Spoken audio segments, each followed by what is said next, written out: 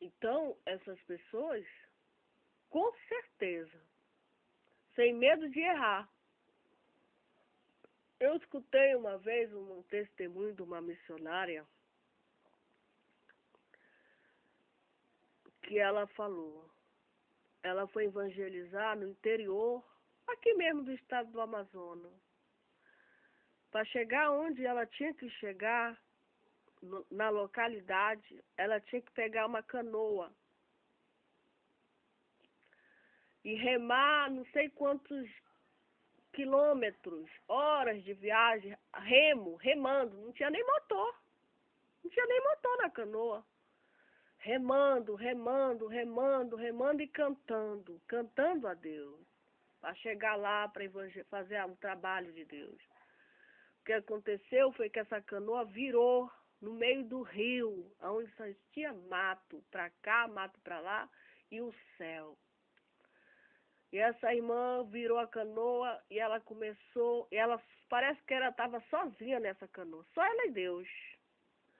E ela clamou, clamou, clamou, clamou, clamou, clamou, clamou, clamou, pediu. Ela ia morrer afogada. Ela não sabia nem nadar. Ela não sabia nadar. Ela ia morrer, aquela irmã. É um testemunho que ela conta. E ela disse que Deus enviou um anjo ali, colocou ela de volta na canoa e salvou a vida dela. Porque Deus conhece os seus trabalhadores. Deus conhece os seus trabalhadores. Com certeza. Deus sabe quem é aquela pessoa que está se esforçando para levar o evangelho às outras pessoas. Deus sabe que está fazendo um sacrifício de levar a palavra dele para outras almas. Renunciando o eu dele, o eu dela, muitas das vezes. Suportando ali tudo calado, muitas das vezes. Orando, jejuando, para quê? Para que a palavra de Deus seja multiplicada e muitos venham a crer no evangelho. Sofrendo tentações. Porque o servo de Deus passa por tudo nessa vida. Então, no Salmo 139, diz: a onipresença e a onipotência de Deus. Salmo de Davi para o cantor mor. Senhor, tu me sondaste e me conheces. Tu conheces o meu assentar e o meu levantar. Quem é esse Senhor? Senhor Jesus Cristo. Senhor Jesus Cristo. Ele conhece, ele sonda a pessoa, ele conhece a pessoa, e ele conhece o assentar da pessoa, e não só o assentar da pessoa, ele está sabendo que eu estou sentada aqui. E ele também conhece o levantar da pessoa, o Senhor. E de longe entende de longe ele entende o pensamento da pessoa. O que a pessoa está pensando? A intenção do coração dela. Tudo ele sabe. Aí a pessoa pergunta, mas ele sabe um crime, e por que ele não livra aquela pessoa já de uma conspiração? Vamos pôr, porque tem que orar. Tem que orar muito. Pergunta daquela pessoa se ela tem uma vida de oração. Pergunta daquela pessoa se ela vai para a igreja. Pergunta daquela pessoa se ela teme a Deus, se ela honra a Deus. Porque Deus, ele dá o livramento. Mas ele não dá o livramento, ele dá o livramento para aquelas pessoas que oram, jejum, trabalham na obra do Senhor. Deus não só dá o livramento, como ele mostra para aquela pessoa o fato, já para ela orar. É o espírito da revelação que Deus mostra para aquele homem e aquela mulher de Deus, servo de Deus. Deus não dá o livramento assim de graça, não. Precisa ter o relatório, ter o livro de oração. Como é que está a vida dessa pessoa? Ela ora, ela busca a Deus, ela é digna do meu livramento, ela ganha almas para mim, ou ela só está pensando nos interesses dela? O eu dela fala em primeiro lugar. O reino dela. Somos árvores. Então nós temos que orar muito. Ele conhece todas as coisas, tanto o bem como o mal. Ele conhece todas as obras. Ele dá o livramento para aquela pessoa que tem um coração merecedor, que merece. Ela está cheia de obras para Deus. Ela ajuda o necessitado. Ela reparte o pão dela com o pobre. Ela não é egoísta. Ela é generosa. Ela visita os enfermos, sabe? Ela reparte o pão dela, veja, o pão dela ela reparte com quem não tem. Isso agrada o coração de Deus.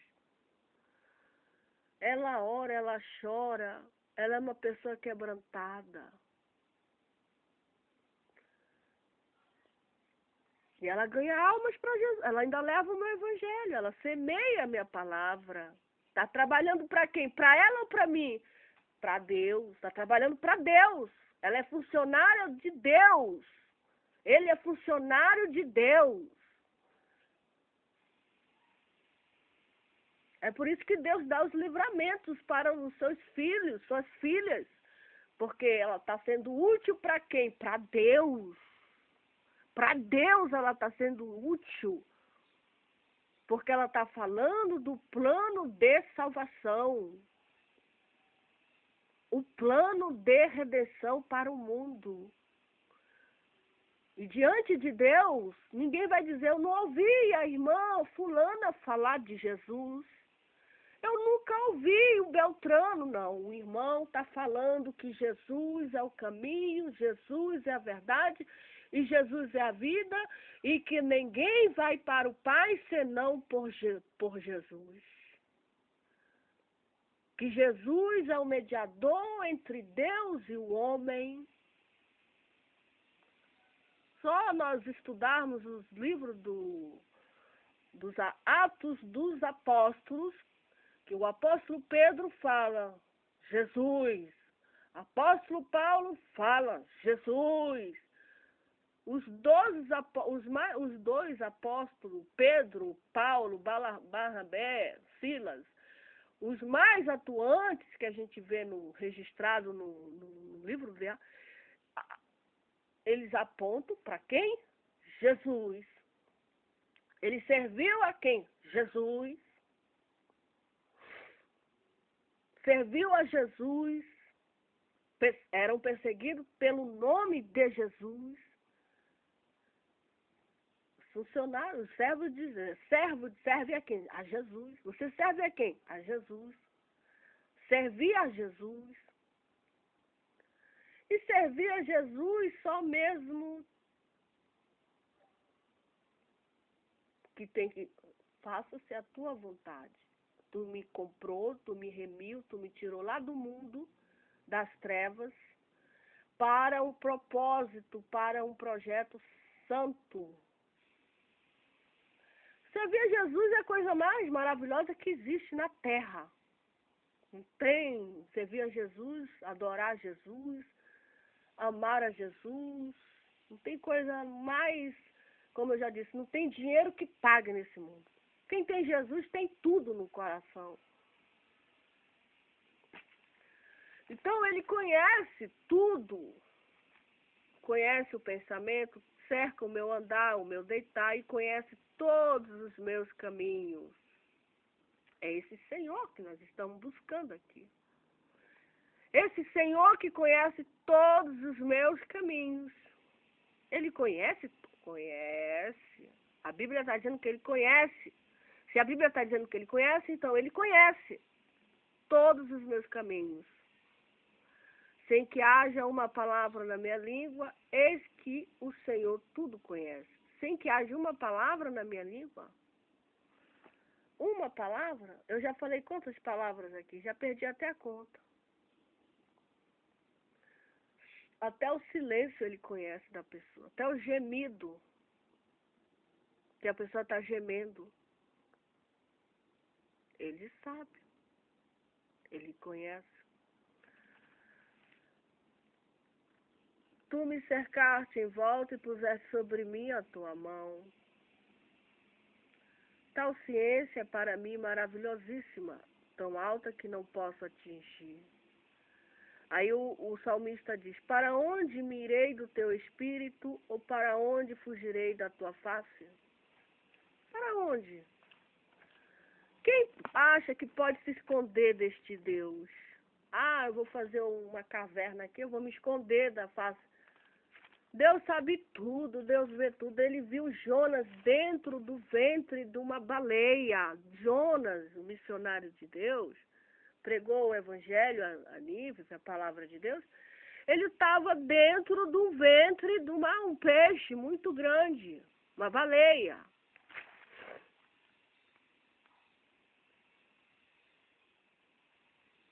Para onde me irei do teu espírito, ou para onde fugirei da tua face? Se subir ao céu, tu estás. Se subir ao céu, tu aí estás. Se fizer no céu, no Seol, a minha cama, eis que tu estás também. O Seol é o inferno. Eis que tu ali estás também. Se tomas asas da alva, se habitar nas extremidades do mar. Até ali a tua mão me guiará e a tua destra me sustentará. Se disser de certo que as trevas me encobrirão, eu já fiquei num lugar onde só existia, não tinha luz elétrica.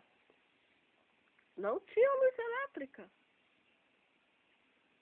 Só era a luz da lua e as estrelas somente. E nesse dia não tinha nem luz, não tinha nem a lua. Não tinha. Era uma escuridão terrível. Eu fiquei a noite todinha.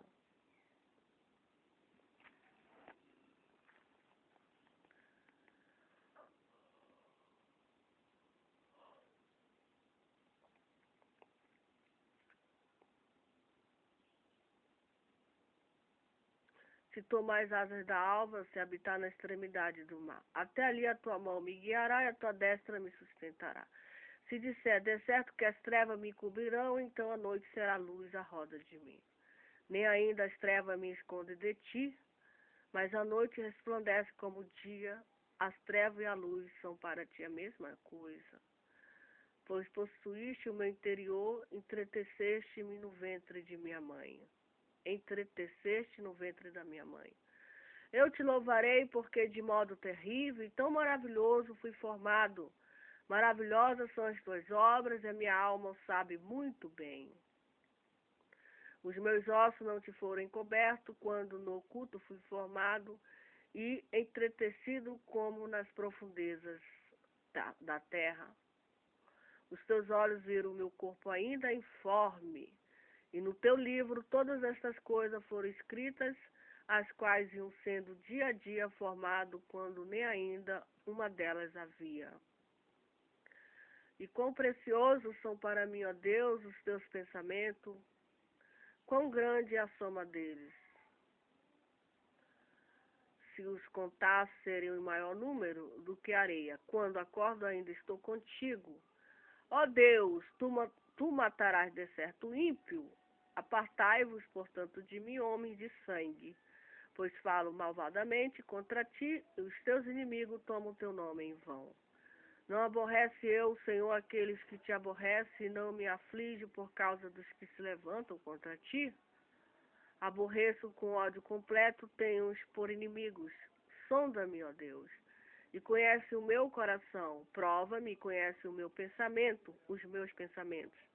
E vê se há em mim algum caminho mau e guia-me pelo caminho eterno. O salmista pede para Deus para ver se há nele algum caminho. A mesma coisa a gente faz hoje. Sonda-me, ele pede para Deus sondar ele. Ele sonda-me. Conhece o meu coração. Prova-me, conhece os meus pensamentos e vê se há em mim algum caminho mau. Ele pede, pergunta de Deus, pede e pede para Deus guiar ele pelo caminho eterno. É isso que a gente também pede de Deus, que ele nos guie pelo caminho eterno, caminho da salvação, caminho da misericórdia, o caminho da santidade, sabe? O caminho da fé, da esperança, o caminho de Deus. O caminho de Deus é perfeito. Tem aquele, no caminho de Deus é perfeito. Amém? E que Deus nos abençoe, nos guarde. O que Deus, esse Deus tem para nos oferecer, água viva, vida eterna, a esse Senhor, que a gente não só faz, a gente só faz imaginar, a gente não tem a noção de...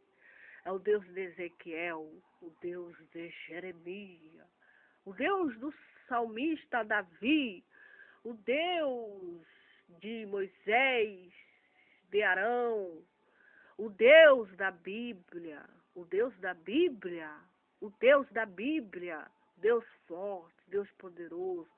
Poderoso para quê? Para me salvar, para nos abençoar, para nos remir do poder do inferno. Nós damos toda a honra, toda a glória e todo o louvor, hoje e para toda a eternidade.